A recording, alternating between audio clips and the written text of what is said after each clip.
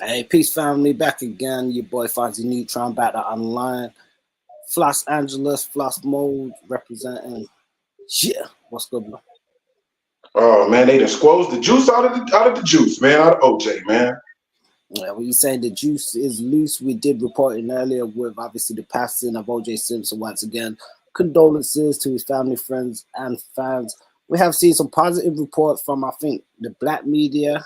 I don't make this like an issue or anything, but most people have been compassionate and empathetic and sending their condolences to OJ passing. But one person who was quite disrespectful was Caitlyn, formerly Bruce. Is it Jenner or Bruce? But anyway, We they don't know took who the hell he is, so we don't know who the hell this yeah, person is.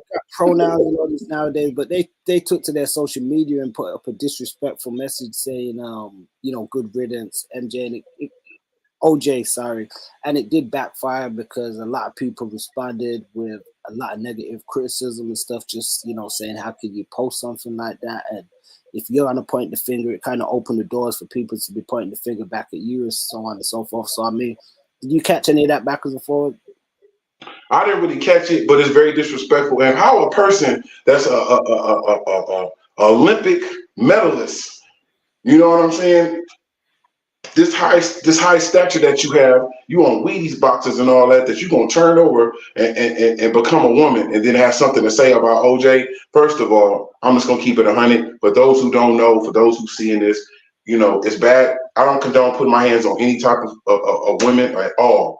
But at the same time, people go through their arguments, they go through their ups and downs, they bicker, they argue or whatever. But they're not gonna really tell you the real shit that goes on with these people, that she was sleeping with a lot of his friends. The fact that she had a high cocaine habit.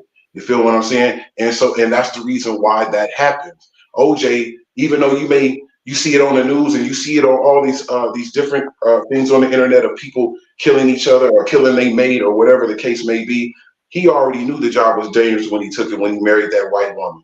First of all, so the fact that they argue and go back and forth, and he looked through the window and he see her sleeping with his friends, and cocaine all on the table, all around his friends and his kids. The fact of it is that OJ, by that time, at the age that he was at, he couldn't do all that shit and get away with it. His knees were shot thin. You feel me? This is a person that played football his whole entire life. His knees was messed up. It was the people that she owed that high cocaine bill to that did that. And the reason why OJ took that on the chin and took that on the cheek and on the chin the way he did, he was like, if they do that to her and to old dude Ron Goldman, what would you think they would do to his kids? You feel me? So I think he felt like he'll take that on the chin, and if everybody thinks that he was speaking from a person that wasn't guilty, if you really look at it, what person do you have to be, an imbecile or a dummy or a stupid to come out with a book that says, what if I did it? If you really did some shit, you're not about to write no book saying that. You feel what I'm saying? He wrote Yeah, from a person who didn't do it. You know what I'm saying? And everybody in America, they wanted him to be guilty. Even some black people thought that OJ did it, but the real ones knew. You know what I'm saying? The real ones knew that OJ didn't do that. It was a higher up that did that. That was a hit. When they cut your neck to where only the little piece of bone is keeping your neck up, that's an orchestrated hit, and to get away. So I big up OJ. Rest in peace to the man. You know what I mean? Gotta make the rest of his life, the rest of his life that he had, terrible. You know what I mean? It's terrible.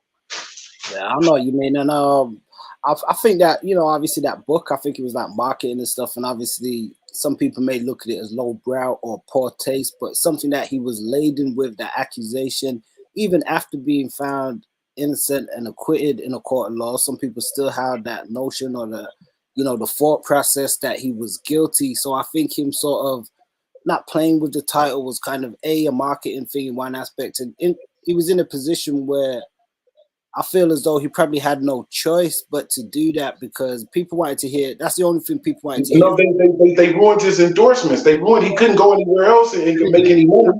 That was my point. He couldn't really do anything else and stuff. What else was he gonna do? So what he could really do was tell his story, and for the most part, the story that people wanted to hear was some kind of admittance of him saying he did it, or Right. some semblance to that fact, because he had already told his story in the court of law, which led him to being acquitted. So, you know, but they weren't interested in that story. They were more like, you know, there's got to be something you're not telling us. We want to know, you know, how you did it and got away with it, and so on and so forth. And Nicole Brown Simpson was a looker. You feel me? So all those you don't think those white racist sheriffs that didn't want to see OJ was mad at the fact that he was with that white woman? You feel what I'm saying? So they went and came and got him like somewhat how they did P Diddy. That's how they came. But you know, it was the fact of, you know, he knew because he was getting high too. OJ used to get high, and Nicole and them was getting high, and all their friends. It's a lot of shit that's being not told about that situation. How the hell are you gonna ice two people off and then run off and nobody see it? How that happened? You know what I'm saying? And he's OJ. So the fact that it was better for them to I remember when that shit happened and when they was having the verdict, how the news set it up. They set it up for it to be racist and racial. They had the white people when they was about to say the verdict, a room full of white people, then they had a room full of black people. You feel me? If like the famous statement that came from the shit. If it don't fit, then you must acquit. Yeah, you know, definitely. And, you know, Johnny Cochran, he was obviously a huge part of that case, the Dream Team, Rob Kardashian. So with that, we're looking at things in modern times, obviously with the Kardashians, Kris Jenner, and then that's where we get this link with Bruce Jenner, I believe, or Caitlyn Jenner, you know. So now, you know, there was some speculation where some people was saying they feel as though one of the Jenners or Kardashian kids was a child of OJ. So some people are speculating they feel this could be the ire for Bruce Jenner or Caitlyn coming with this commentary towards OJ at this time. And it's definitely quite disrespectful. Even we see it, this post looking back at the life of OJ Simpson from Hollywood Unlocked. As I said, most people have been doing, like, you know, just the right thing, showing their tribute, so on and so forth. We do know that there will be some negative people. Even we see here in the comments, someone say, thank you for posting respectable photos, because we know they will only be posting about his court photos. And we've seen from mainstream media, they've only been focusing on the negative and speaking about his case and old stuff like that. They haven't spoken about his accomplishments within the NFL and with acting and stuff. And, you know, when we look at even some of these images, despite how some people may have felt about OJ, you know, some people felt he and Uncle Tom he weren't really part of the community. But you look at him as a black man, you know, you see. No, he wasn't no Uncle Tom. He wasn't no Uncle Tom. He wasn't no Uncle Tom. First of all, OJ was one of the first black men that was getting to the paper, that had that paper legit. Now, I know selling no drugs and none of that type of shit. I'm talking about he made white people a bunch of money, millions and millions and millions and millions of dollars for them to talk about him as bad as they are. But at the same token, you know, let's talk about the fact of how hateful they were after he got off. It'd be one thing, your court of law, these are your laws and your courts and your judges and your prosecutors and all your peoples. You feel me? And the man still got off. They were so mad that they went and they set the man up at the Palace Station, had his homeboys come. All they needed to do is have OJ on recording with a gun, saying he got a gun. OJ, we have your Heisman. We have your Heisman Trophy, OJ. We have your USC jersey, OJ. We have all. He wanted all that back. You know how many yards and shit he had to run to accomplish that? So of course he went down there, and he didn't have no money like that no more. Soon as he got busted, his homeboy looked at his homeboy. All of them fell to the wayside. They all set him up. You know what I'm saying? To have him get a taste of that jail. He went to jail, got a taste of it, and got out. You feel me? They just tried to make the man, they put you as guilty before you are innocent. You know what I'm saying? Now, OJ, I'm sure wasn't the most squeaky clean or whatever, but at the same time, you know, a person that's guilty, ain't nobody about to come out with no book saying if they would have done it, if they didn't do it, if they did it. I'm just saying. Yeah, no, I'm with you on that. I feel you make a great point. And, you know, I've always stood on that and said, I feel as though OJ is innocent. And, you know, a lot of people say, you're just saying that. And as you said, even some black people, they look at it and, you know, some people I think romanticize with the idea of, oh, he did it and got away with it and oh, cool, that's one for us. I mean, I personally think if anybody did something like that, they should go to jail.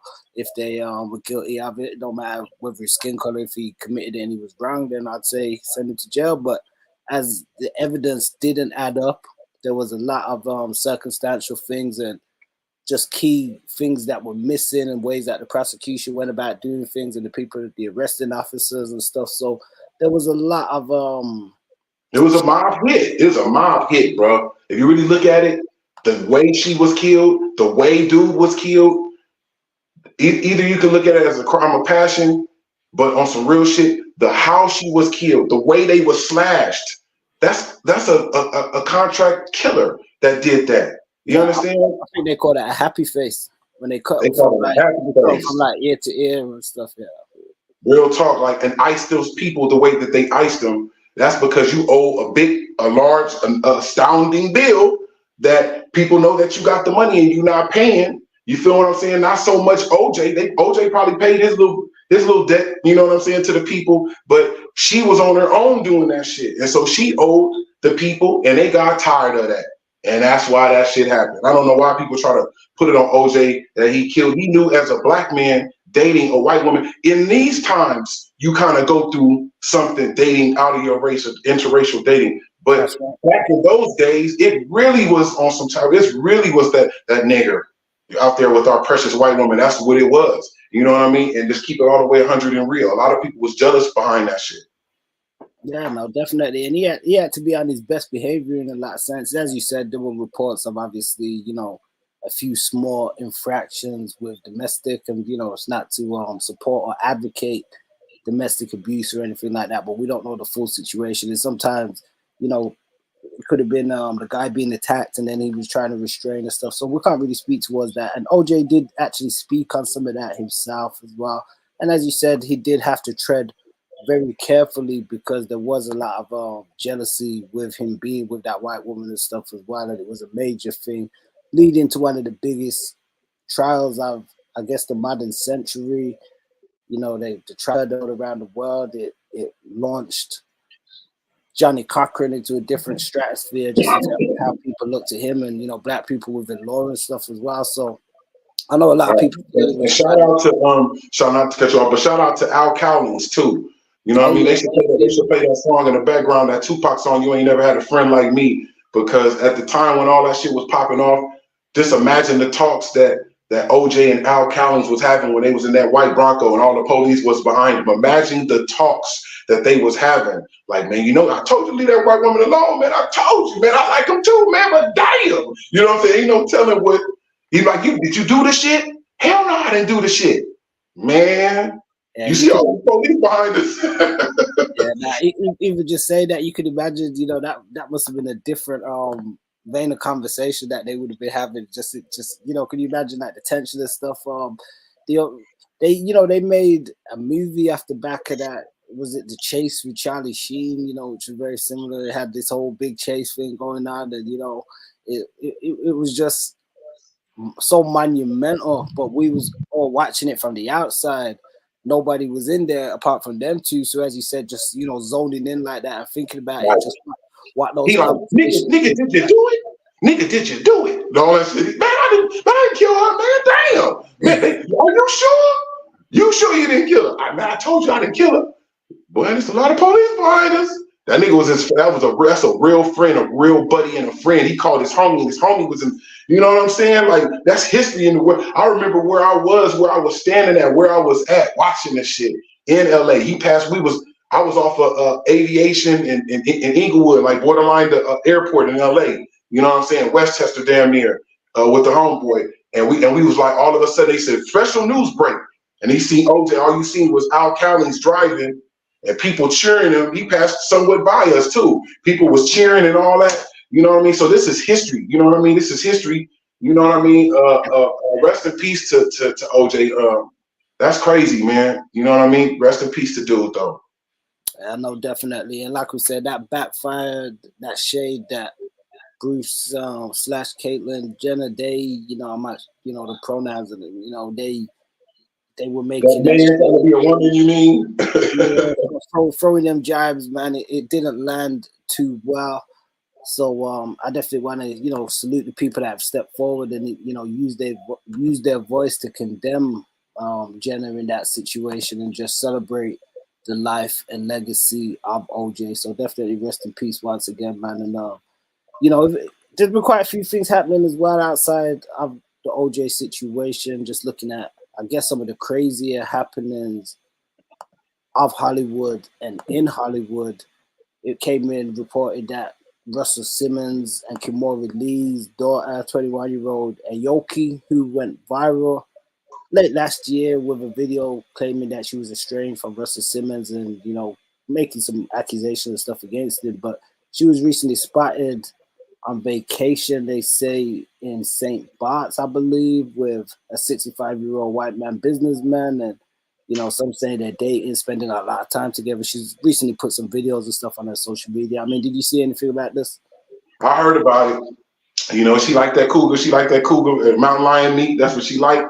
That's what she liked. You know, it doesn't matter. You know, look at the fact of Kimora, that they interracial. So why would they make a big deal about the fact of, I don't think it's interracial thing. I think it's like the age. I know she 25, so I guess that's construed legal age in the States, and his 65. Some people have chimed in and said it's been reported that Russell Simmons actually was with her mother Kimora when she was quite young and stuff as well, or you know.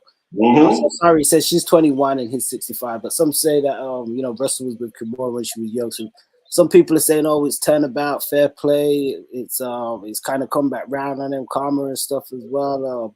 You know, do you think it's a big deal, the age difference? No, it's not. It's not. The thing what it was is the fact of, you know, she a young girl, she's experiencing.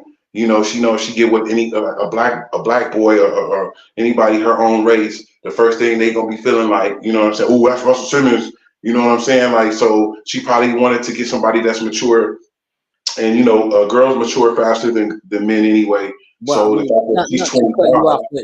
If you watch any of her videos, she come off very immature. Not to make you know, judgment based off that, but she don't come off like it's a young mature girl. She come off quite immature in how she presents herself. That's judging from social media. We can't really judge people completely from social media. He probably beating that box. He probably beating that box right. That's all it could be, probably. And he got some paper. You know what I'm saying? Like, you know, shit. Nobody can't really match like they paper somewhat. Like, you know, her boyfriends. You know what I mean? They gonna be looking at everybody like they trying to come up off of them or whatever. So, you know, she probably got an older dude. Who give a damn? You know, at the end of the day, that's her thing. If she want to do that, you know, now he start being too a lot on it. You know what I mean? Or beating her or whatever the case. Now that's when you step in. But other than that, you can't stop her anyway. She's a grown woman. She gonna do what she want to do. Yeah, you know, definitely want to hear you guys' thoughts. Let us know also in the comments as well. And you know, always, it's one of those ones people gotta have an opinion. I guess, you know, I do feel it's a bit, I'm say odd. I mean, it's not the most bizarre thing I've ever seen, especially in this world. And maybe some people think they're both rich, so it's like, you know, maybe she isn't that rich. You know, some say she was cut off financially by Russell and that as well. But I mean, it's one of those ones, they're gonna navigate their way from it. I don't believe by US law they're doing anything illegal per se. So it's more, I think, I guess, a judgment call or people's call of their own ethics, I guess, on how they see things and just how they would sum things up. But you know, it's kind of to skate off that, because we did open up the speaking on the passing of OJ Simpson. There was another huge passing that has happened that we've been made aware of, and that is the DJ who discovered the notorious B.I.G., and that is DJ Mr. C. Real name Calvin LeBron, and you know, we did do a bit of a tribute to him, and he was very controversial man. So we ain't gonna maybe get into too much of his controversy, but man, he feel a huge part of we don't get into it. No, we about to get all into that. What you talking about? We about to get all into that. And I do want to save some stuff for maybe like a alternative deep dive in the future where we can go through some other stuff and maybe link up just some of these happenings within hip-hop just on a different level. But you know, obviously with respect to his family and him being dead, we're gonna touch on some stuff. But you know, yeah, Mr. C had passed. DJ once, like I said, discovered Biggie. Huge part of the New York scene, was still heralded quite high. We've seen tributes come in from 50 Cent, which, you know, surprisingly 50 Cent usually takes shots at a lot of people involved in the homosexual or LGBT community, but he was very accommodating and respectful towards Mr. C. And Big Daddy Kane also. So it makes us know that he was very respected by people within the industry. I mean, any thoughts on Mr. C? I know that you may have shared some experience of meeting him in the past. Yeah, when I was in New York for those couple of years, shout out to all my New York crew, all my New York niggas from out there, Long Island, Freeport. You know what I mean? We used to have a studio called Sound Castle right there in Long Island on Sunrise Highway, right there on Main Street. And so Mr. C was having an all-white party in the Hamptons that we all went to. Everybody had white on, looking like tampons and shit. And my song "Eat It from the Back" somehow slipped into his hands, and on everything on my mama, he played the shit like 9 or 10 times at the club out there in the Hamptons. So that's my memory I have of Mr. C. As far as the respect that 50 and him, 50 go hard. He don't give a fuck who it is, but at the same time, when a person that is a person of hip hop, that's history. You know what I'm saying? At the same time, the reason why 50 probably didn't go hard on him is because of the fact that Mr. C came out and admitted and said what it was. I think only time 50 will attack you is when you're trying to hide some shit, knowing that it is what it is. At the end of the day, we all was immature when it came to that. When I first got into the industry, and I'd be at video shoots and I'd be at shit, and a lot of these people are stylists, a lot of these people are makeup artists and all of that. So they would come and some of them be disrespectful. I feel like if everybody stay in their lane, everybody's good. But they would come and disrespect me, like try to put their hands on my face and to talk about my cheekbones and all this type of shit. So I used to slap them and knock them out. Until a friend of mine told me, like, "Floss, you can't be doing that shit. You can't do this in the industry. You're gonna mess yourself up." So then I started getting older and I started maturing and I started to see, like, well, that's not me. So I have nothing to worry about. Who cares about another person's preference and what they got going on in their bedroom besides when you separate with them, when you leave from them? You know what I'm saying? So I start getting older and realizing that, people are people at the end of the day. You know what I mean? Now, what their preference is not my preference, but that doesn't mean that you disrespect people or you go out your way to disrespect people because your life ain't what their life is, or vice versa. So I had grown in this industry to actually see, and a lot of these people of the LGBT, a lot of them do a lot of good work. As you start to look past the fact of their preference and what they got going on and judge people off their work. And as long as they come with their work is supposed to be what it is, and it is what it is, then you respect people. You know what I'm saying? So I got over that. And so I think that's the reason why 50 in them, didn't go hard, because he don't care about who it is. But if it wasn't for Mr. C, there'd be no Biggie. You feel what I'm saying? He took that, he reached out like, I know somebody who you need to go see, and brought him to Puff. You know what I'm saying? So it's funny that Diddy's going through what he's going through right now. But besides that, when all this shit unfolded and it was in the works and it was in the making, these were the key people that were there to make sure that shit happened in history. This is history. If Biggie's a giant and a great in the history of music, there has to show homage to the person who connected these people, connected these dots. And Mr. C was definitely one of the people. Yeah, no, I think you're right on that. And it was like, I'm gonna keep it real. Initially, not to say I wasn't gonna tribute him, because we often hear different deaths come in of people within the culture, and it's RIP and stuff, and everybody puts out a tribute and things of that nature. And when his name comes up, obviously because he was marred with a lot of controversy, and it may not necessarily be things that we agree with in terms of lifestyle choices, but ultimately that's not something for us to judge him on. I mean, especially within in passing, if he was here and people want to judge and be like, you know what, when he's doing these interviews and he's speaking on his preferences or his experiences, people could judge that because he's made it public and it's become a matter of public discourse. People can weigh in and say, you know what, I feel this way or I don't feel that way. His lifestyle may not necessarily have been something that people may have been in support of. However, there's some people that would have been in support of it, and he was vocal enough to kind of embrace it more so than others and speak on, what he was kind of getting into, admittedly after being caught. However, I do feel he was a huge turning point in hip hop where it was like, because he had such a position and stature, if people went against him or made certain disparaging remarks, the radio stations and stuff had pretty much let it be known that, you know, through their policies and stuff, they wouldn't be playing the artists and stuff, and, you know, people would have to be quite close-lipped about things. So I think that was a big turning point in hip hop as well, and just I don't understand censorship, but just in terms of, some people may say it's a positive and say, you know, it made people more tolerant to the LGBT community and stuff. But, you know, as we see now, we see, you know, Lil Nas X and some of these other rappers where they're quite flagrant with their LGBT lifestyle, and it's not really a thing because it's kind of been done and stuff. People like Mr. C kind of blazed the trail for him in that aspect. I do kind of look at things from the aspect of, is it just his choices, or did it have like a wider significance into some of the occult aspects of the industry? Like when we hear about some of the stuff was going on with, you know, transsexuals being used in Biggie's videos, or, you know, some of Diddy's illicit alleged discretions and stuff.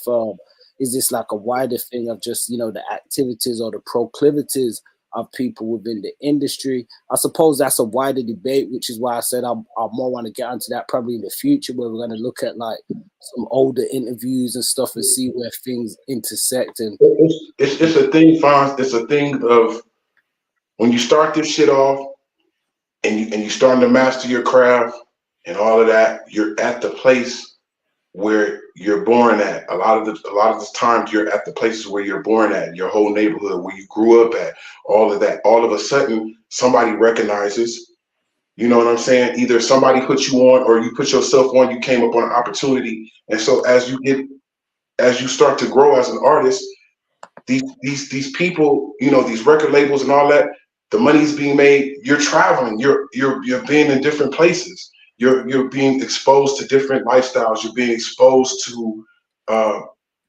not how you would do things. Now, if it depends on the person, it really does, because you can have a person that going through the same thing and don't have nothing to do with any type of man-on-man action or any type of homosexual activity at all. But then, you know, you have a person that may have been in them and they've been hiding it the whole time in their life, and then all of a sudden they go out to all these far out places, Bora Bora, or go out to, you know, the French Riviera, or go to all these different places, Italy and France and all these, where it's different walks of life, and then all of a sudden that shit sucks you in, and then they kind of proposition you and have dangles, you know, your career and your life over your head when it comes to it. That's the sad part of it. But if that's your choice and you chose that, then that's your choice. There's nothing wrong with that. But I feel like when it's propositioned, when it's you know, with something that's dangled over your head, or else, or, you know, this type of thing, I just feel like that's wrong. But as far as Mr. C, we was talking about it earlier, like the scene in 8 Mile with Eminem.